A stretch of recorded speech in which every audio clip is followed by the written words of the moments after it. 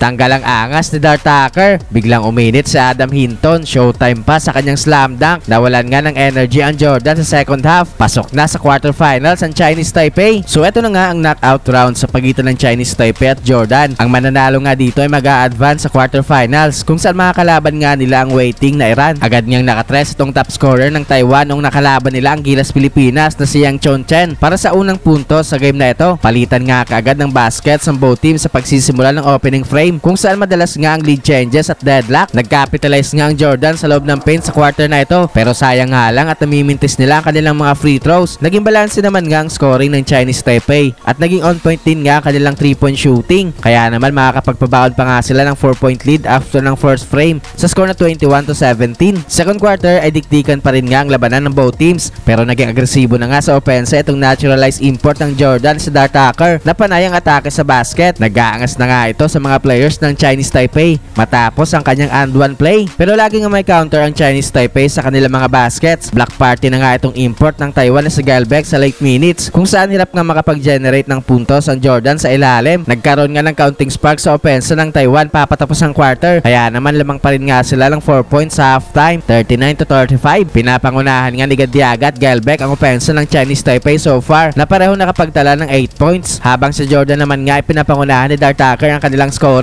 na nakapagtala din nga ng 8 points. Third quarter ay naging kontrolado pa rin nga ng Chinese Taipei ang laro sa early minutes. Patuloy nga ang pag-struggle sa free throw line ng Jordan. Umiinit na nga ulit itong 3-point shooting ng Chinese Taipei kung saan umabot na nga sa double digit ang kanilang kalamangan. Naging pamatay sunog naman nga itong back-to-back 3-pointers ni Ibrahim para bawasan ang kanilang hinahabol na kalamangan pero agad nga nagkaroon ng counter ang Chinese Taipei kung saan take over na nga sa kanilang opensa itong si Adam Hinton. Nagpakitang gilas pa sa kanyang highlight dunk. Lamang na nga ng 11 points ng Chinese Taipei after ng third frame 60-49. Fourth quarter ay biglang nagkaroon nga ng big run ng Jordan kung saan take over na din nga sa kanilang opensa si Darth Tucker. Nagkaroon nga ng back-to-back 3-pointer si Tucker para ibaba sa 4 na puntos ang kanilang hinahabol na kalamangan pero sa halfway mark nga ay biglang uminit ang 3-point shooting ni Yang Chonchen na nagkaroon ng back-to-back 3-point shots kasama itong kanyang napakalayang 3-pointer. Naging dagger na din nga itong another 3-pointer ni Adam Hinton kaya sa uli nga ay panalo ang Chinese Taipei. Pasok na nga sila sa quarterfinals habang ang Jordan naman nga ay laglag na sa kompetisyon na ito.